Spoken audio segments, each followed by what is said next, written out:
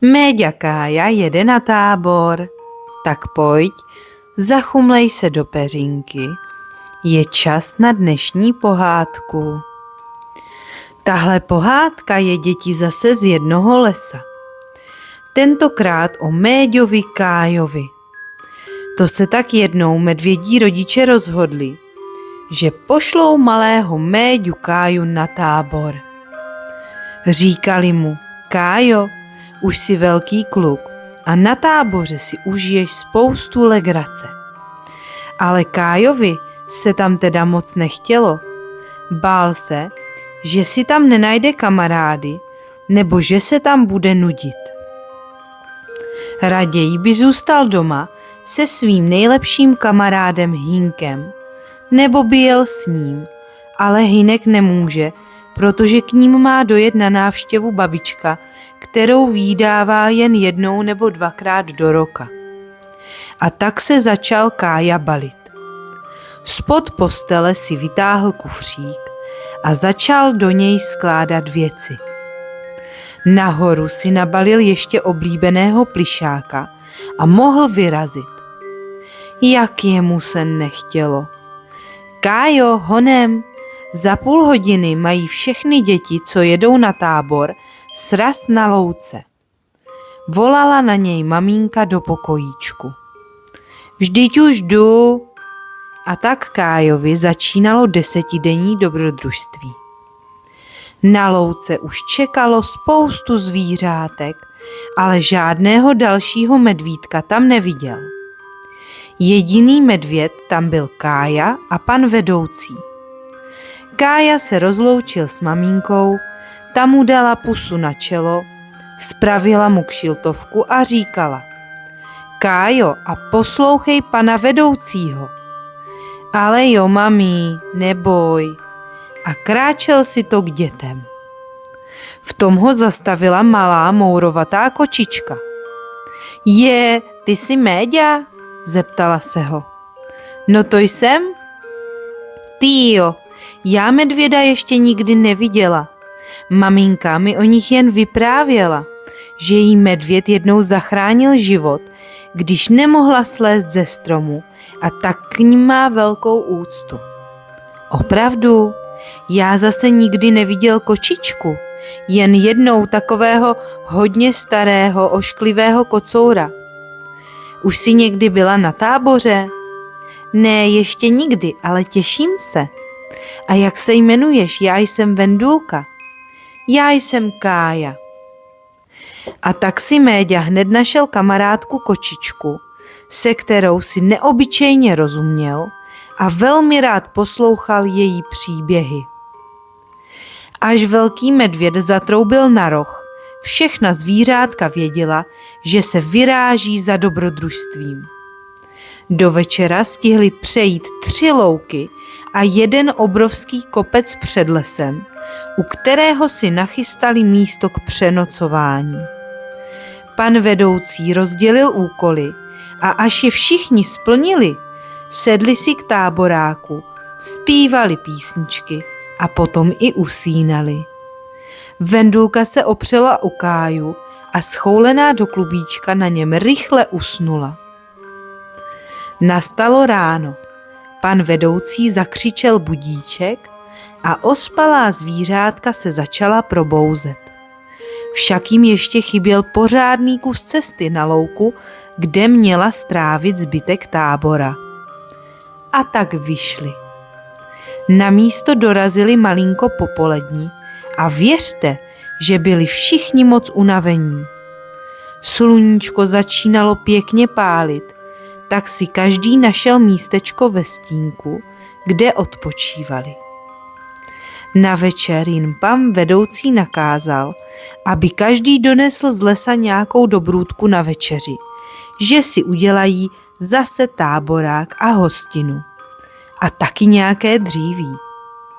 A tak se tábor dětí rozdělil na 2 půlky.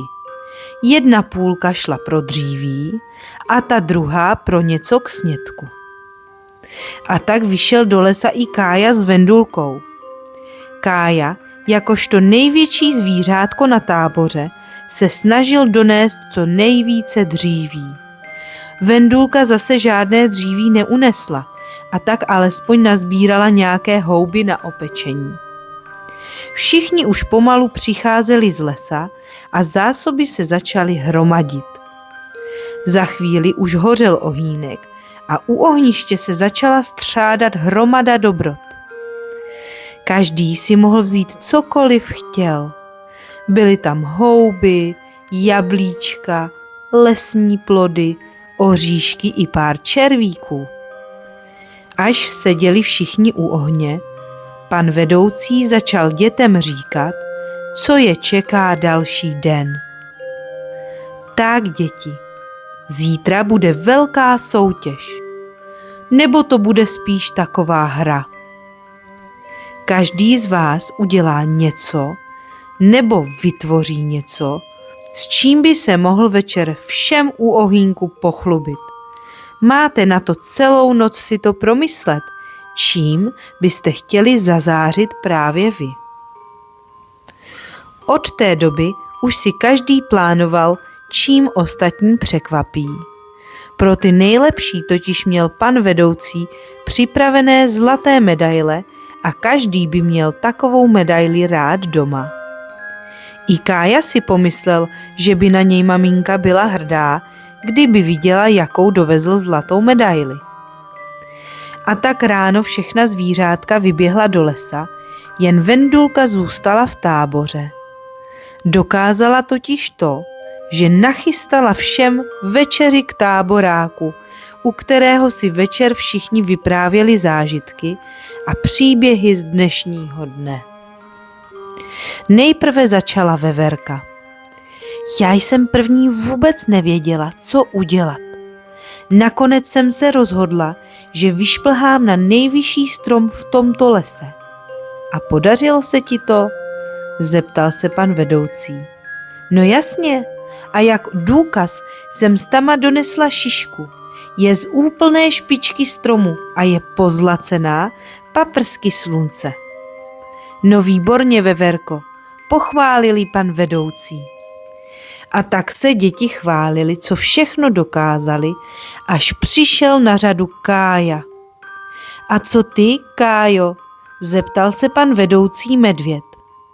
Já jsem došel k velké řece, přes kterou byl sťatý dlouhý strom a na jeho konci byl včelí úl. Tak jsem se rozhodl, že po tom stromě přelezu a donesu sem ten úl. Byl už naštěstí prázdný, ale bylo v něm spoustu medu. Ale řeknu vám, málem jsem spadl do vody, už to zkoušet nikdy nebudu. A postavil úl před pana vedoucího. Teda, Kájo, to byl dnes nejodvážnější čin a za ten si zasloužíš tu největší zlatou medaili. Vendulka se usmála na Káju a ten se všemi dětmi rozdělil omet z úlu. Jak ten jim chutnal. To byla hezká sladká tečka na konci dne. A tak ten tábor utíkal dětem rychle. Kájovi se tam začalo moc líbit a rozhodl se, že příští rok pojede zase. Poznal tady totiž spoustu nových kamarádů. Před zvířátky byl poslední den. Zbalili si své batůžky a zamířili směrem k domovu. Kája si s Vendulkou slíbili, že se budou na paloučku potkávat a že jí Kája někdy seznámí se svým kamarádem Hynkem. Přišli k večeru, už se stmívalo a na palouku čekala spousta rodičů. Kája tam našel ty své, Vendulka taky. Maminka i tatínek byli moc rádi, že si Kája našel novou kamarádku. Hynek ji také poznal a velice se mu líbila. Všichni byli šťastní a začali plánovat příští tábor, tentokrát i s Hynkem. Pohádka končí, den se tiše loučí, dobrou noc a sladké sny.